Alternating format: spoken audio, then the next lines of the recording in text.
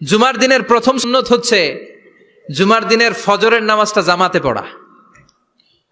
সবাই কয় খাইছে, হুজুরে ধরছে জায়গা মতো, আসল জায়গায়। জুমার নামাজের প্রথম সুন্নত হচ্ছে ফজরের নামাজটা কি পড়া? জামাতে। আফদালুস সালাওয়াত ইনদাল্লাহি সালাতুল ফাজরি ফি ইয়াউমিল জুমআতি ফি জামাআ। বিশ্বনবী বললেন জুমার নামাজের 15টা সুন্নত মুখস্থ রাখতে হবে। 1 নাম্বার সুন্নত ফজরের সালাত জামাতে পড়তে হবে। 2 নামাজ মুনাফিকদের কাছে সবচেয়ে কঠিন, একটা হচ্ছে ফজরের নামাজ আর একটা এশার নামাজ। এক আলেমকে জিজ্ঞেস করা হলো ফজরের বাতাসটা এত ঠান্ডা আর স্নিগ্ধ কেন? আলেম উত্তর দিয়েছিল, কারণ ফজরের বাতাসে মুনাফিকদের নাকের দুর্গন্ধ মিশে না। ফজরের বাতাসটা স্নিগ্ধ, ফজরের সময় আল্লাহওয়ালাদের আনাগোনা, মুসল্লিদের আনাগোনা, ইসলামের পক্ষের শক্তির আনাগোনা। চিল্লায় বলেন ঠিক কিনা? মসজিদে নববীতে জুমার নামাজের দৃশ্য আর ফজরের নামাজের দৃশ্য ছিল এক। বাংলাদেশে ফজরের নামাজের দৃশ্য আর জুমার নামাজের দৃশ্য এক নাকি?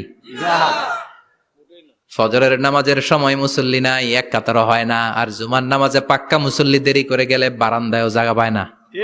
কথা কন। তাহলে ফজরের নামাজটা আমরা জামাতে পড়বো ইনশাআল্লাহ।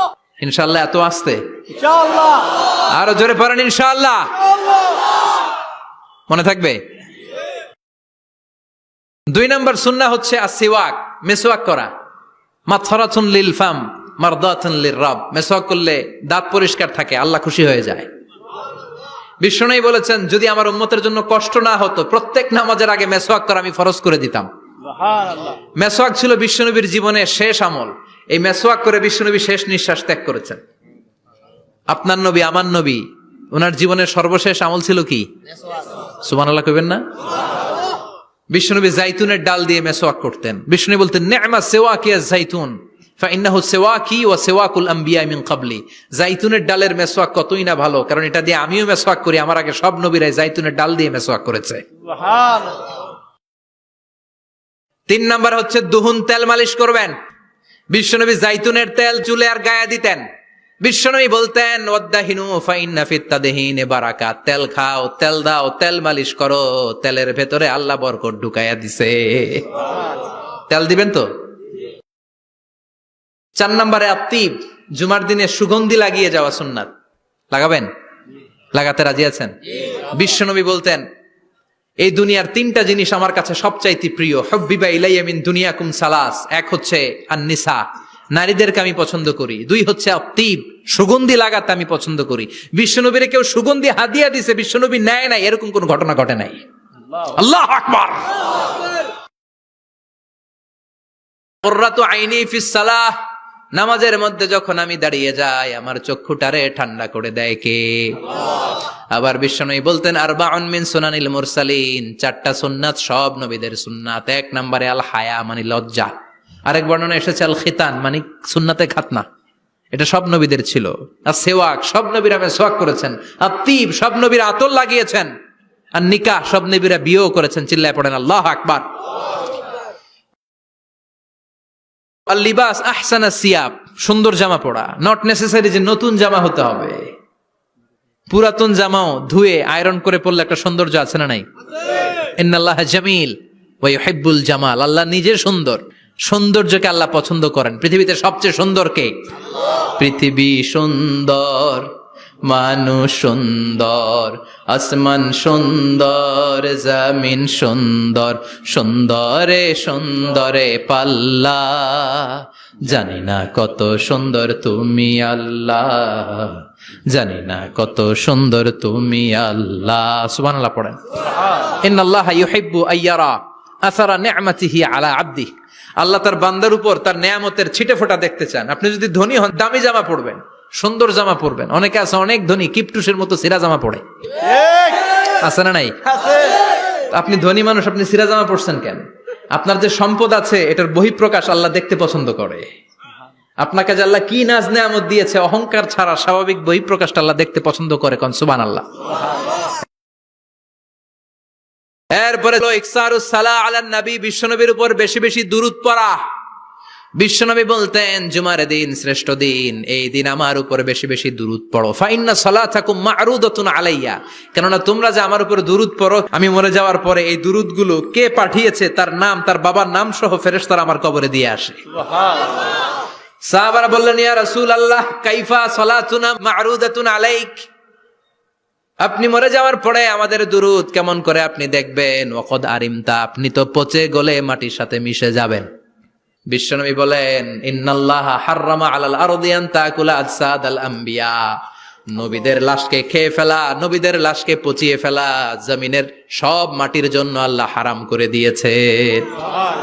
নবীদের লাশ পচে না, নবীদের লাশ গলে না। যারাই বিশ্বনবীর উপর দুরূদ পড়বেন, আপনার নাম সহ, আপনার বাবার নাম সহ, মালাইকাতু সাইয়াহিন, একদল ফেরেশতা আছে শুধু রাউন্ড দেয় গোটা ওয়ার্ল্ডে। কারা বিশ্বনবীর উপর দুরূদ পড়েছে, এই দুরূদ নিয়ে, এই নাম নিয়ে বিশ্বনবীর কবরে তারা পৌঁছে দেয়। চিল্লায় পড়েন আল্লাহু আকবার। এরপরে বিশ্বনবী বলতেন, জুমার দিনে সূরাতুল কাহাফ পড়বা। কাহাফ পড়া সুন্নাহ। সূরাতুল কাহাফ পড়তে রাজি আছেন? রাজি আছেন তো? 18 নম্বর সূরা, কোরআনের একেবারে মাঝখানের সূরা। আলহামদুলিল্লাহিল্লাযী আনজালা আলা আবদিহিল কিতাবা ওয়া লাম ইয়াজআল লাহু ইওয়াজা, এই আয়াত দিয়ে শুরু হয়েছে, শেষ করা হয়েছে ফামান কানা ইয়ারজু লিকা রাব্বিহি ফালইআমাল আমালান সালিহা ওয়া লা ইউশরিক বিইবাদাতি রাব্বিহি। আর মাঝখানে আছে ওয়ালিয়াতালাত্তাফ। হাফেজ সাহেবরা উত্তর দাও, মাঝখানে আছে কি? কথা কন। ওয়ালিয়াতালাত্তাফ একটা শব্দ আছে সূরা কাহাফের মাঝখানে। কোরআনের সব জায়গায় এক ফন্টে আয়াতগুলো লেখা, কিন্তু ওয়ালিয়াতালাত্তাফ মোটা করে লেখা আছে না? ডবল ফন্টে লেখা, মোটা, কারণ এটা কোরআনের একেবারে মাঝখানে অবস্থিত এই শব্দটা ওয়ালিয়াতালাত্তাফ। এর আগে যত শব্দ, এর পরে তত শব্দ, এর আগে যত কোরআনের অক্ষর, এর পরে তত অক্ষর। সুবহানাল্লাহ বাড়িতে গিয়া সুবহানাল্লাহ। বিশ্বনবী বললেন, সূরাতুল কাহাফ যে তেলাওয়াত করবে ইয়াকুনু লাহু নূর, এই সূরাতুল কাহাফ কিয়ামতের দিন তার সামনে বিশাল একটা আলো হয়ে আসবে। এই আলো দিয়ে পুলসিরাত পার হয়ে ওই বান্দা জান্নাতের ভেতরে ঢুকে যাবে।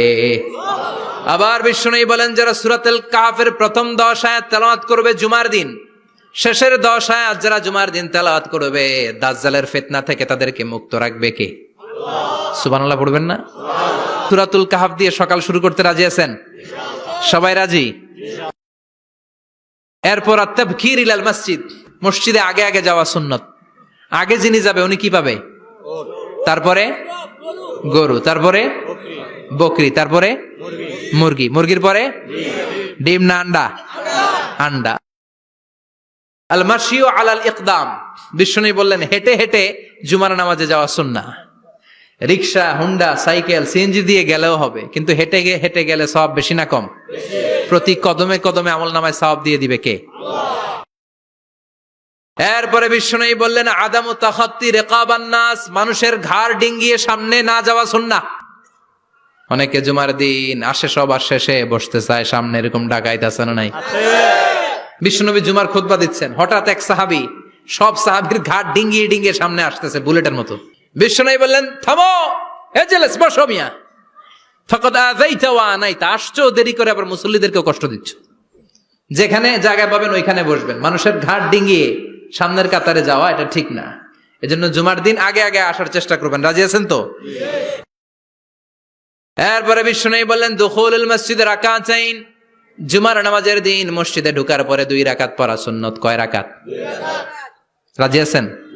কবলাল জুমা বাদাল জুমা, অনেকে প্রশ্ন করে, বাদাল জুমা 4 রাকাত, মসজিদে পড়লে 4, ঘরে পড়লে 2, কিন্তু কবলাল জুমা সুনির্ধারিত নয়, অনির্ধারিত। মা কদ খুদ্দিরা লাক, যত আপনার তৌফিকে কুলায় 2 রাকাত করে করে 2, 4, 6 ইমাম সাহেব খুতবা দেওয়ার আগ পর্যন্ত। আপনি যদি আধা ঘন্টা আগে যান, আপনি 10 রাকাত পড়তে পারবেন। চিল্লায় বলেন ঠিক কিনা?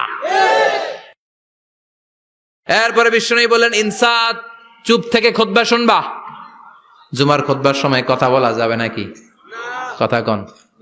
বিশ্বনবী বললেন, তোমার সামনে কেউ কথা বলতেছে, তুমি যদি বলো চুপ করো, এটাও তুমি খারাপ কাজ করছো। চুপ করো তোমার কইতে কইছে কে? চুপ করো বলে তুমি আরেকটা ভেজাল লাগাইছো। চিল্লায় বলেন ঠিক কিনা? তাহলে জুমার নামাজে কথা বলা যাবে না। কেউ কথা বললে চুপ করো, এই কথাটাও বলতে বিশ্বনবী নিষেধ করেছেন। চিল্লায় বলেন ঠিক কিনা? এরপরে মজার একটা কথা বিশ্বনবী বলেছেন, জুমার নামাজ পড়তে যেয়ে যদি কারো ঘুম আসে, জায়গা চেঞ্জ করে বসো। জুমার নামাজ পড়তে যায় ঘুমান না, এরকম কে কে আছেন আল্লাহর ওলি? হাত তোলেন। হাত তুলতে পারবেন? আমিও তুলতে পারবো না, আমি কত ঘুমাইছি। জুমার খুতবা শুনতে গেলে ঘুমাস, কারণ রহমত নাজিল করে কে? আল্লাহ। পুরো মসজিদের ডানে বায়ে রহমতে ঠাসা, খালি ঘুম আর ঘুম। আছে না নাই? ঘুম আসলে কি করবেন? উঠে যাবেন, উঠে জায়গা চেঞ্জ করবেন, পানির ঝাপটা দিবেন, ঘুম দূর করে দিবে কে? এরপরে বিশ্বনবী বললেন জুমার দিন দোয়া করলে কবুল হয়। এমন একটা সময় আছে জুমার দিনে, ওই সময়ে যদি বান্দা আল্লাহর কাছে কিছু চায়, সেটা না দিয়ে খালি হাতে আল্লাহ বান্দারে ফিরায়া দেয় না। সেটা কখন? অনেক ইখতিলাফ আছে, বেশিরভাগ মুহাদ্দিসিন বলেছেন জুমার দিন আসরের নামাজের পর থেকে মাগরিবের আগ পর্যন্ত, বিশেষ করে মাগরিবের আগের আধা ঘন্টা, এই সময় আল্লাহর কাছে বান্দা যদি কিছু চায়, এই দোয়া আল্লাহ ফিরিয়ে দেয় না। এই 15টা সুন্নাত আমল করা যাবে তো? সবাই রাজি? জুমার খুতবা মনোযোগ দিয়ে শুনবো তো? আগে আগে আসবো তো? দোকানপাট বন্ধ করে জুমার নামাজের ভাবমূর্তি রক্ষা করব তো? খতিব সাহেব যারা আছেন, জুমার আলোচনাটাকে আরো কনস্ট্রাকটিভ ওয়েতে নেন। সব বন্ধ হবে, জুমা বন্ধ হবে। তাফসির মাহফিলে 144 ধারা আছে না নাই? জুমার মাহফিলে আছে? জুমার দিন 144 জারি করছে ওই মসজিদের জুমায়, কোনদিন শুনছেন? এর জন্য জুমাটাকে আমাদেরকে কাজে লাগাতে হবে। আল্লাহ তুমি তৌফিক দাও। আরো জোরে পড়েন আমিন। সুবহানাকাল্লাহুম্মা বিহামদিকা আশহাদু আল্লা ইলাহা ইল্লা আনতা আস্তাগফিরুকা ওয়া